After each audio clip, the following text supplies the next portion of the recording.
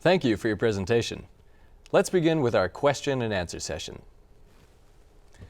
You often refer to disruptions. Could you explain more about what you mean and how executives can pay attention to them? I would advise executives to start by making it clear to everyone that it's critical to the health of the organization to identify disruptions as early as possible, and then again as early as possible begin developing responses to possible impacts. Executives should form one or more committees with the charge to identify and develop responses to such disruptions. The members of such committees should read everything they can find that describes coming changes. There are many sources of such information in many different media. I know I see such sources of information about the impacts of new and/or coming technologies that specialists describe in talks, editorials, books, magazines, and online in various formats. And then the committee members would share what they find with colleagues and other members of the committees, and then engage in conversations about what to do. You indicate that people can make the difference in successful transformations. Why is that so especially true, and what can go wrong in the application of people to change making? The basic problem is that not everyone is open to change or sensitive to the impact of disruptions and the need for transformation to interact those impacts.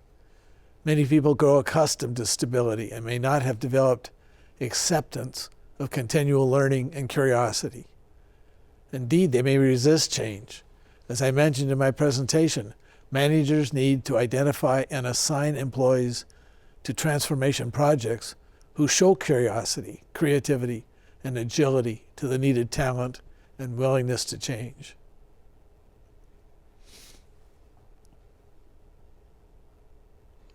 You mentioned the importance of globalization many times. Could you talk a little more about how globalization is so important today? Maybe provide an example? There are many ways that the world's economy has become interconnected. Much innovation occurs in unexpected locations. Much of the growth in the world's economy now takes place in developing economies. The technology to connect consumers and companies is now widespread. Let me describe one example that makes the point. The story of Apple and the development of manufacturing of its new Mac computer. Apple developed its manufacturing facility in Texas, but Apple quickly had major problems of scale. The whole process required availability of millions of tiny screws and enough employees, tens of thousands, to assemble the final product. No one in the U.S. could provide the number of screws that were required, and no one in the U.S. could provide the thousands of employees needed. This was only possible in China. The final product is sold around the world, including the U.S. and China. You described many things managers can do to reinforce their focus on employee creativity. What more can you say about this? I guess I would suggest to managers that they need to increase the number of conversations they have with their employees about new ideas. They could ask their employees how they could increase the number of new ideas, how to share their ideas with colleagues, and how to help each other evaluate, implement, and improve each other's ideas. You use both of the phrases continuous change and disruption. Is there a difference between these concepts? If so, what? And how should executives and managers distinguish between them, and how do they differ in terms of organizational responses? I would differentiate between these two in terms of change referring to traditional and normal needs for practices, to experience updating and differentiating on a continual basis, while disruption refers to unexpected and surprising required change that typically stems from external pressures, such as new technology and global pressures and new consumer pressures.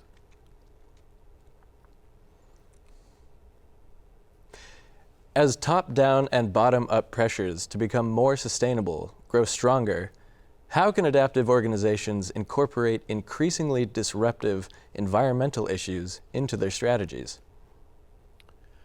Organizations will and should develop public engagement procedures into their organizational strategies, to listen to what others in the community and global statutory agendas are demanding with regard to environmental and social stewardship, and to meet these demands with adaptability as a core component of their organizational competency. If agricultural food systems are still so important, but the agricultural workforce is shrinking, how can we ensure the human and financial development of agricultural industries to be incentivizing for those still working in agriculture, while other workforces are becoming more remote, digital, and developing other talents? Collaborative organizational alignments, including those from agricultural sectors, will focus on the redirection of financial, informational, and human resource capital into agricultural sectors to make agricultural industry players continually feel valuable, and to make sure they have the resources at their disposal necessary to adapt to disruptive environmental change, such as to prevent them from experiencing yield reduction to less annual rainfall or reliable financial investment. How can organizations improve communication to be more participatory in decision-making?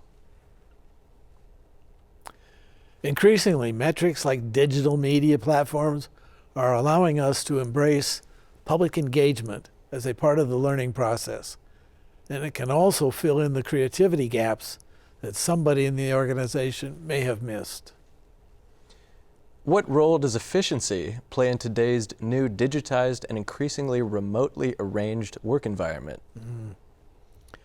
Being efficient in the face of global disruptions and surprises allows first and foremost to mitigate the accumulation of stress, since through taking measures in efficiency, time is saved, and this permits more time which can be devoted toward converting creativity into competence.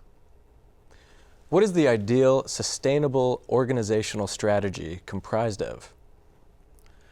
The ideal sustainable organizational strategy will focus on the dynamic organizational synchronization of what is referred to as the triple bottom line, which accounts for but does not treat as substitutable environmental, social, and economic components of human activity.